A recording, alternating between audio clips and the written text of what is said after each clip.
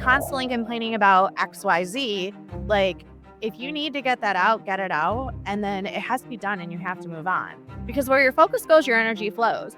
And at this point in time, I'm like, this isn't even worthy of my focus and energy. So when I couldn't feel safe in my own home and I was being recorded inside my house and I lost all sense of being able to feel comfortable in a home that I bought and paid for, that caused a lot of rage and anger in me.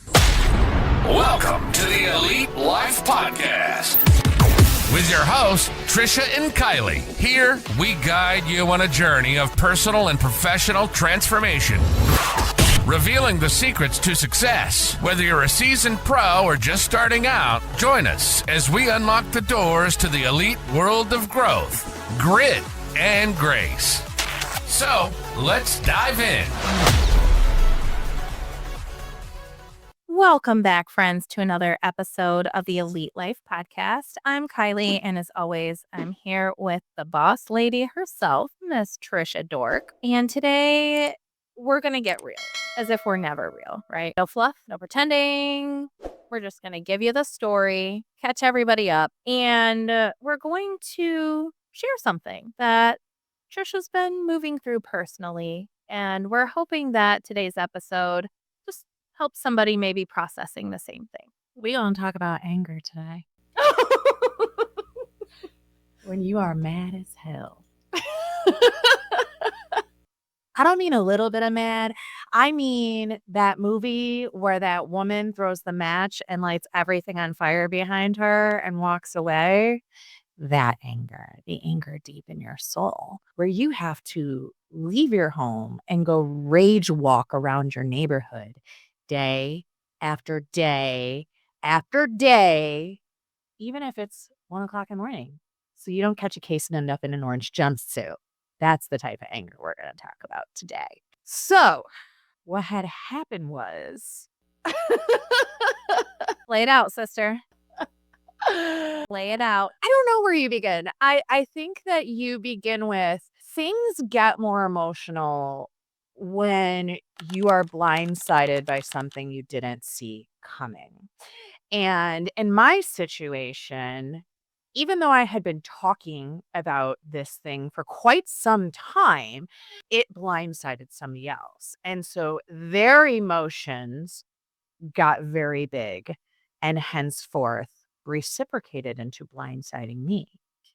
So we both ended up blindsided, you see?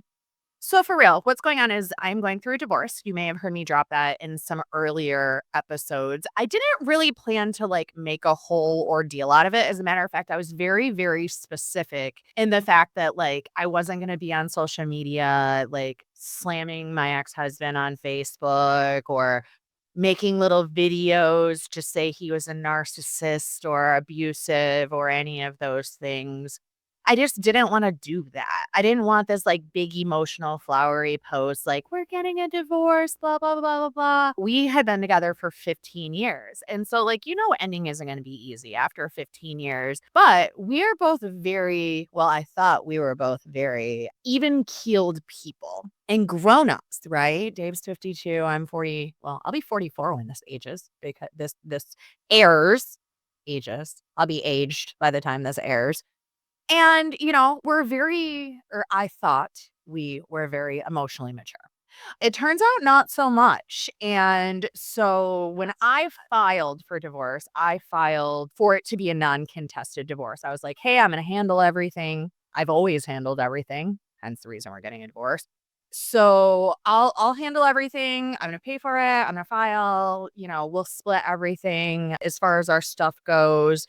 And I'll even take care of you being able to get your next place and stuff. I thought it was a very kind and giving thing, but he apparently felt differently. So he got his own attorney. We're going to start this thing, and I'm not going to go through the whole thing. It doesn't matter. I don't need to form a whole narrative. What I really wanted to talk about in this episode, though, was anger. As this started and turned into something that I felt like it didn't need to turn into, I was so full of anger over the pettiness And, things like not being able to feel safe in my own home. That is safety, I've said before a million times, is really, really, really important to me. So when I couldn't feel safe in my own home and I was being recorded inside my house and I lost all sense of being able to feel comfortable in a home that I bought and paid for, that caused a lot of rage and anger in me. When petty things were done, like, I travel all the time, right? I stay in hotels all the time, and my Marriott account was shut down. And it's such a little petty thing, but when you travel all the time and you're using something all That's the important. time, it's important.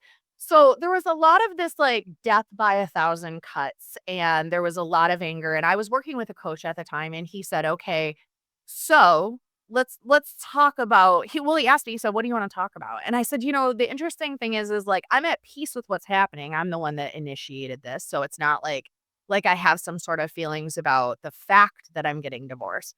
But right now, I'm so freaking angry with the way that this is going because I feel like it's really unnecessary. It's really dramatic. It's really overblown. And I don't understand how somebody who quote unquote loved you so much can just like flip a switch and act like this because I I wasn't acting like that, so I just didn't understand it. And he goes, "Okay, so let's talk about that because anger isn't the real emotion. Anger is an alarm system. So what it we got to figure out what's underneath and then like who are you angry at? Like are you angry at, his these people or these people or these people. He named a few different people, it doesn't matter who. And I said, "You know what?" Like I sat with that for a second and I was like, "You know what who I'm actually angry at, I think?" I said, "I'm angry at myself." Hmm. I said, "I think I'm 60% angry at him and I'm 40% angry at myself." Yeah. There's nobody else in the equation that I was angry at because we're the only two people that are actually in this. Right. Regardless of like people taking sides or like talking crap or like, again, the very unnecessary way that quote unquote grown-ups acted during this. I was very angry at his reaction and myself because I was resentful towards myself.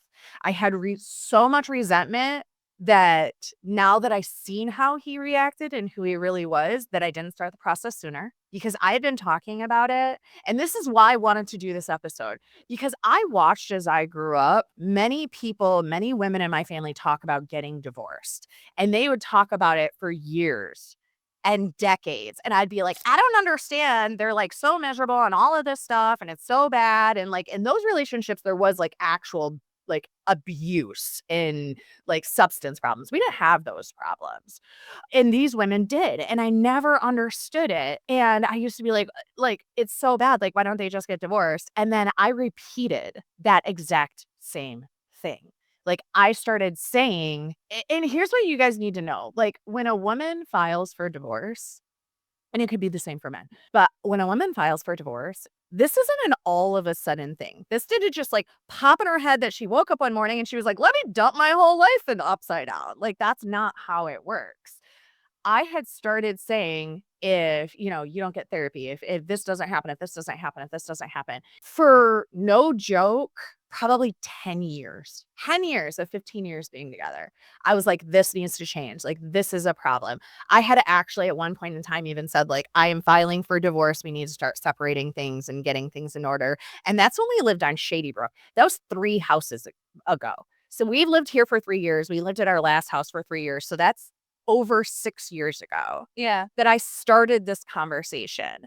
So like this wasn't an all of a sudden thing. This wasn't I woke up this morning and was like, "You know what? It would be fun. You know what would be fun? It would be so fun. It would be so Life trauma. life trauma to dump my whole world upside That would be down." great. Yeah. Yeah. Let's do that. Let's do that. So I had so much resentment because I stayed so long that the cost to me now was so huge. So huge.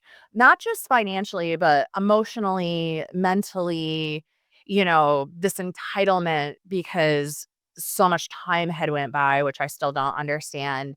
And I was pissed off at myself. Very mad. Very mad.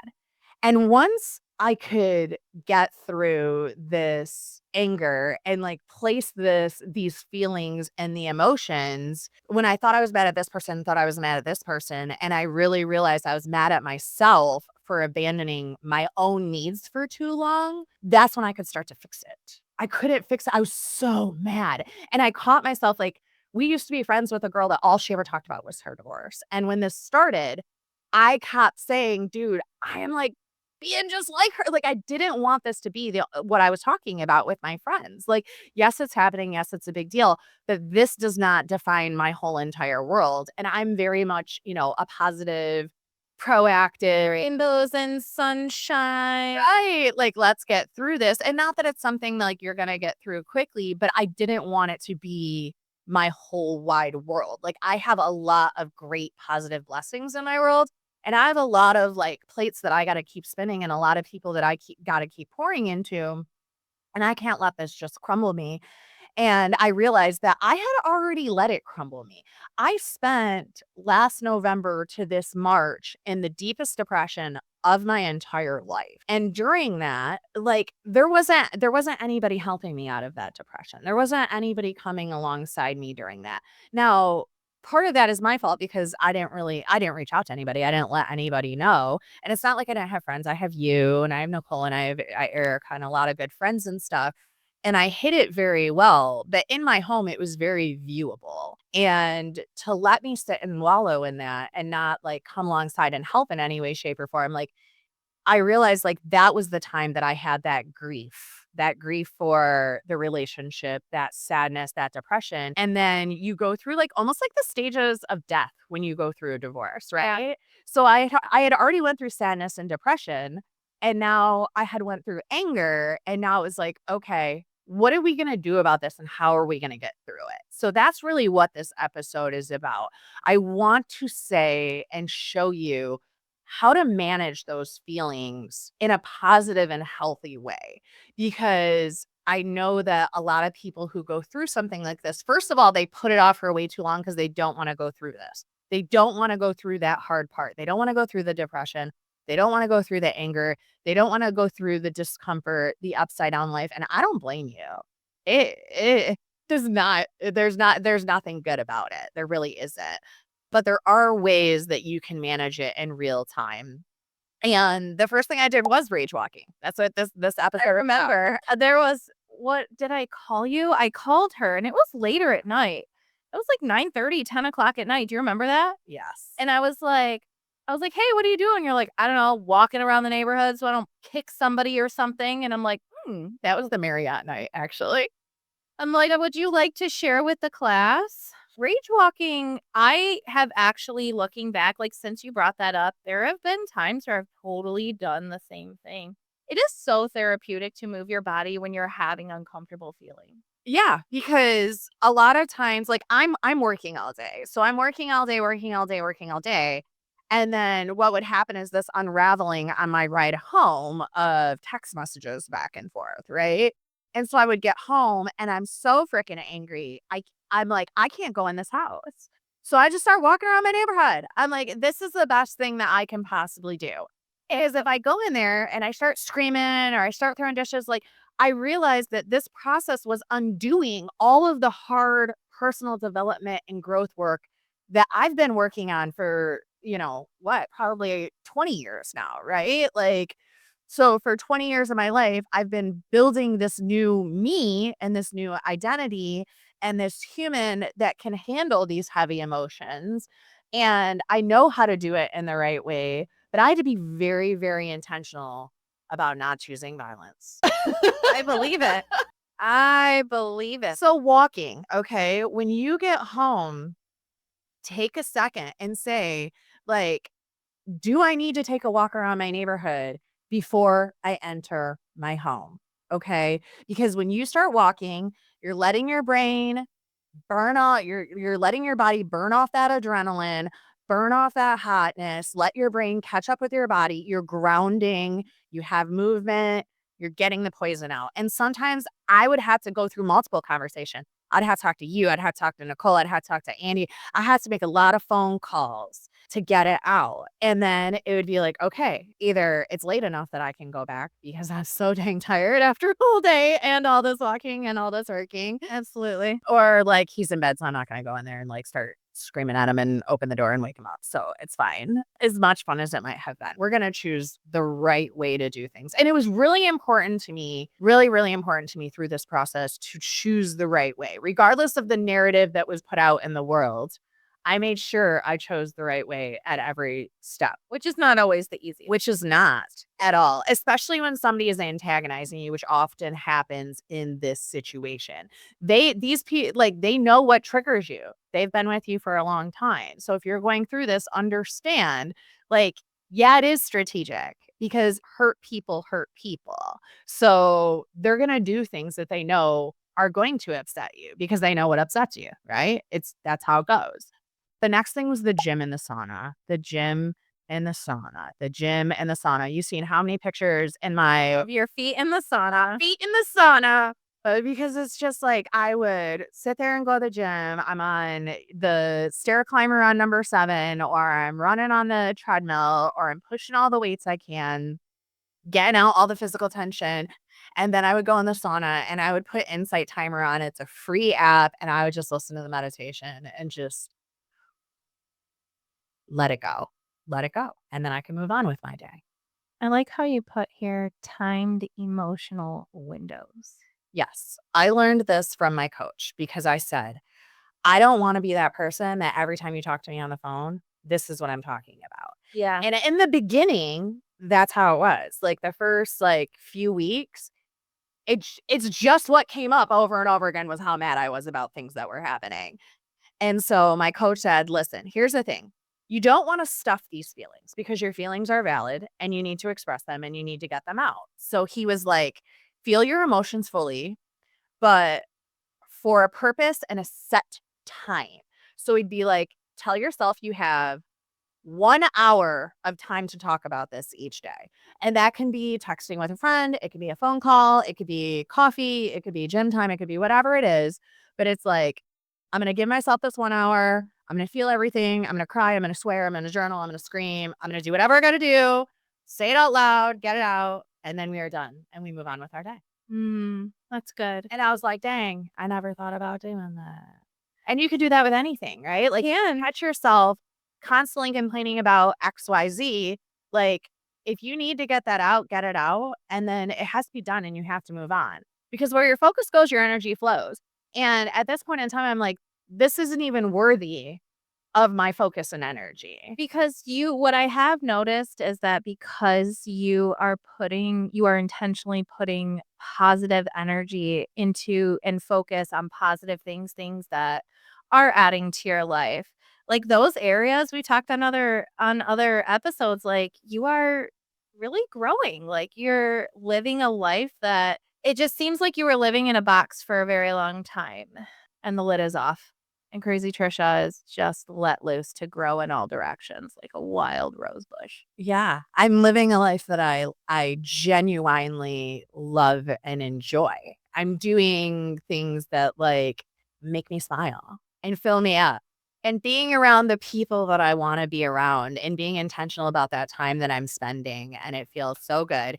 And that brings us to our next one, which is our friend circle. Absolutely. I'm so lucky. I have the best friend circle and they check on me and they let me vent and they drag me out of the house and they remind me that I'm not alone and they tell me to close my eyes and pray over me at the most perfect moments. They tell you to sit down and shut up. And sit down and shut up and close your email and your time for that is done. You're done for the day. And it's exactly what I had needed for so long. And, you know, like being intentional and leaning into your friend circle is everything. And I think that it's very easy to lose that. And even if you have a friend circle, it's easy to say, well, I'm just really busy with all of this other stuff. And you need to have time to pour into yourself and to have fun and to play and to smile and to laugh and to just chill the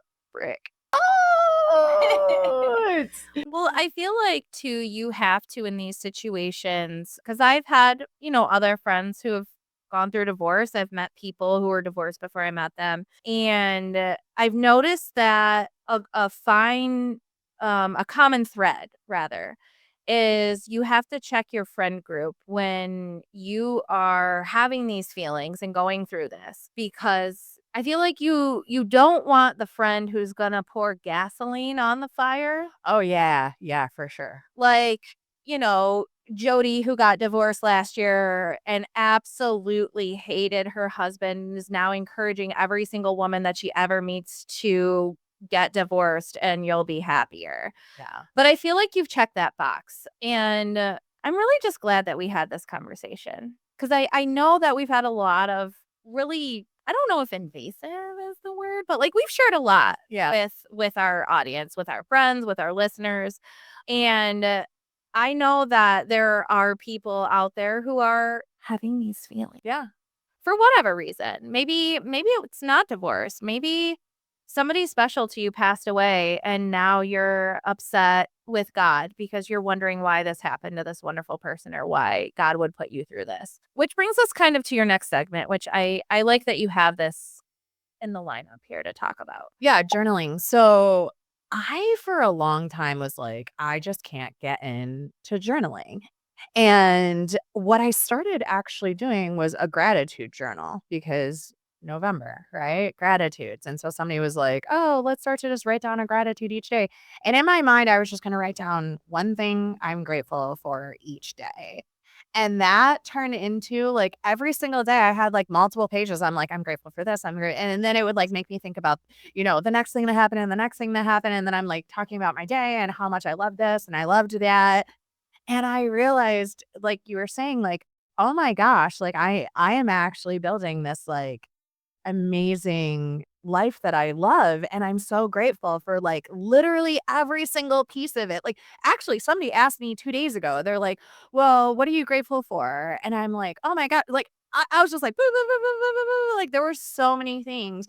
And so, like, journaling can be really, really different for everybody. And, like, sometimes your journal might hold those parts that maybe you are sick of talking about it out loud, and you do need to get it out, so you get it out in your journal. Or maybe it helps you, like it did me, to focus on all of the positive things and all the things you're grateful for, big and small, because sometimes I'll start with something really, really small, like, just something small, like, I'm really grateful that I have the most comfortable pillows and blanket ever, and I can just, like, snuggle into them when it's cold outside, and then, like, and I'm also grateful that I have these, like, cute dogs that come and snug on me, and then I'm also grateful, and, like, you just start going down the road, you know? So, journaling is really great, and you can do it with whatever emotions that you are feeling, and you can help to feel through those emotions and kinda write through them and, like, "I'm feeling this way. Why I'm feeling this way is this. Is that really why I'm feeling this way? Why do I feel this way?" And you can kind of like get introspective with yourself and almost coach yourself. I think it works really well for people, especially that are coaches. And that kind of brings us to number 6, which we talked about a little bit throughout this conversation already, which is fun and play. Allow yourself to have some fun. Yeah. I have went roller skating, I went hiking, I have went to go see the leaves up north and all the changing colors. I have done silly things, fun things, and it's all just been like good old-fashioned kid fun. Like I was watching a movie the other day. I was laughing so hard and I'm like, when's the last time I just like sat and watched a really funny movie? Just like middle of the day, I'm just like sitting here watching it with one of my friends and I was just like, dang. And I was like, I can't even remember the last time I laughed this hard. And then me and you, like the other day, we were laughing kind of hard. I was crying. I was laughing Silly. hard.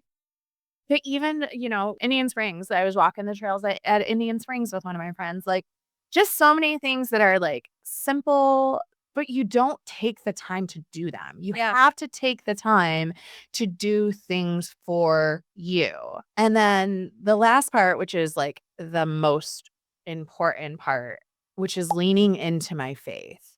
When this first started happening, I didn't realize it, and I think you were kinda touching on it when you say, like, people, whether they realize it or not, may get, like, mad at God, and somebody asked me, "When's the last time you went to church?" And I had to, like, sit and think about it, I'm like, "Oh my goodness, And this was in September. And I was like, Easter. Yeah. The last time I went to church, it was September. And the last time I went to church was Easter. And it shook me to my core because faith has always been extremely important to me. And it's been even more so important to me since I really connected with when I started listening to Pastor Stephen Furtick, and then I started going to Northridge, and I really connected with the love of Jesus.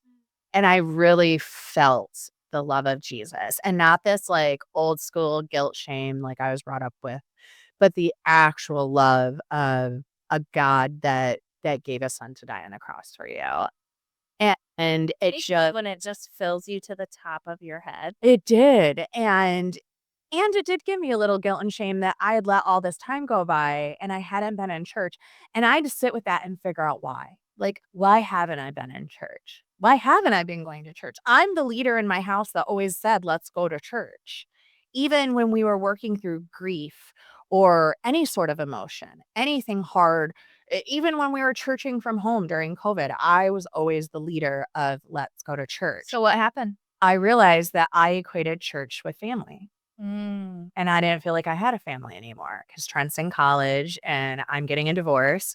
And so I don't have family. So I'm not going to church. Oh, muffin. I know. And it took me a while to like kind of dig through that. And it was a subconscious thing. It wasn't something where I was like, I'm not going to go to church because I don't have family to go to church for. So it was your lizard brain protecting you. Yeah. And I also knew that when I walked into church and I started singing those songs, It's gonna get you. it was going to get me. And I wasn't ready to be busted open like that. Yeah. I wasn't ready for the love of Jesus to come over me and say, you are not broken. You did not fail. You are walking into the next stage of the most amazing story, which is the story of your life. And I have always held your hand and walked you through every single chapter. And this one is going to be no different. So stop trying to control all the things. Lean into me and let me do my God thing. And everything's going to be all right. And a friend of mine had suggested to go to Mount Zion. And as soon as I walked in, it's interesting because when we moved here, we did church shopping. I hate to call it church shopping, but there's really not a lot of other names. Church touring. We went to a bunch of churches around here, and none of them ever really felt like Northridge did to me, like that home feeling where no matter what, you walk in and you're like, this is my place. These are my people. Yeah.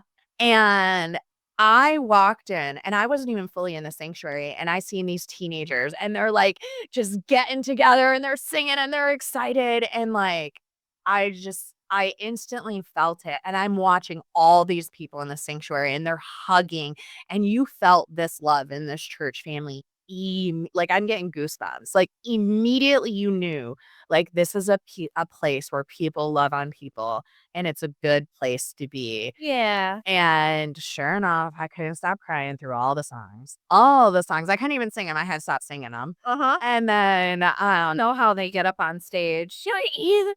Rory asked me at church once if I would consider auditioning. I was like, nobody wants to watch me ugly. Either loves me and this little light of mine. yeah, Okay.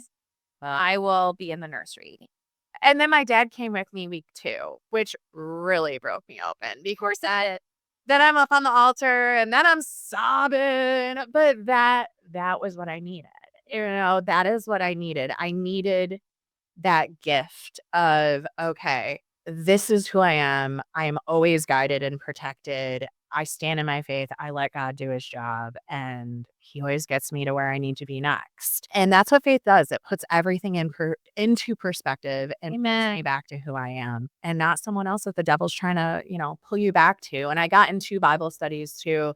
And one of them was called Don't Let the Enemy Have a Seat at Your Table. And the first line in it was, have you ever sent an angry text message? And I'm like, I'm here, you. I'm here. I just sent like 10 of them today. I erased 40 of them. Didn't send them. But it's like, God did those things. He put those books in my hands. He put those women in my circle to invite me to those Bible studies. That's right. And then he put those books in my hands. And then he put me in that church and gave me that friend to suggest that church. And it just shows you, right? It just shows you where you're supposed to be and who you're supposed to be around. So I wanted to share this not to air any dirty laundry or to set any sort of narratives, because I know that if I watched so many women while I was growing up go through these exact same things and say, I'm going to wait until this, I'm going to wait until this one graduates, I'm going to wait until this, then I'm going to wait until this, I'm going to wait until this. And I told this story one time.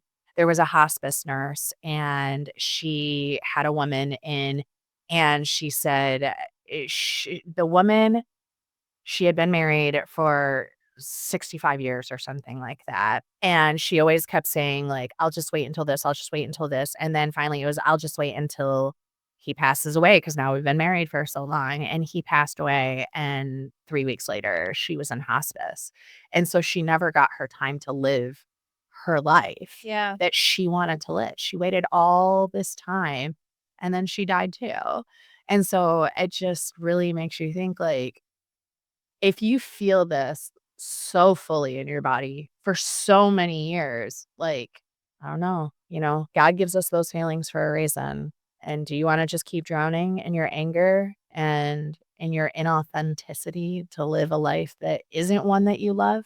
And I think that's why these episodes matter. It's really easy to look at Facebook and watch the highlight reel and see someone, successful. It's important to understand that we're all humans and humans aren't perfect. And just know that on the other side of that highlight reel, they could be having a completely different life. And we need to work through figuring out how to rebuild, because whether it's a divorce, a death, an accident, a loss, we all have these feelings. And it's really important to make sure that we work through them without completely losing our soul to alcohol or unhealthy eating habits or self-destructing relationships because we are wanting to isolate in our anger. So if you've had a hard season, this is your sign to keep going.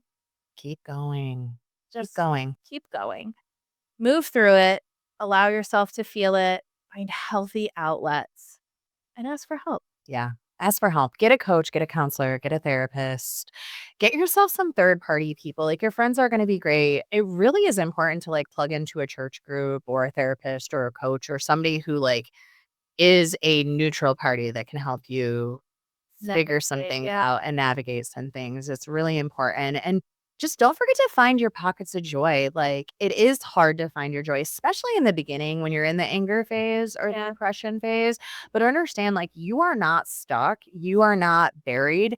You are growing. And you're going to shed this old you and this old skin, and you're going to step into something so amazing. But you have to keep stepping. You got to keep going. Absolutely. We love you guys so much. And, if this episode hit home, share it with a friend. Share it with a friend who needs it. Maybe it's not you personally. Maybe you have someone in mind. And we will definitely be seeing you next week, because we drop a fresh episode every Thursday. So make sure you hit that subscribe button, ring the bell, and we will see you next week here on The Elite Life. Bye, friend. Thank you for joining us today on the Elite Life Podcast with Trish and Kylie. Don't forget to share this episode with a friend so we can keep delivering you more fantastic insights on grit, grace, and growth. Stay connected with us on Instagram and Facebook, where we'll keep the ideas flowing to help you build a life you love and leave a legacy you can be proud of. Until next time.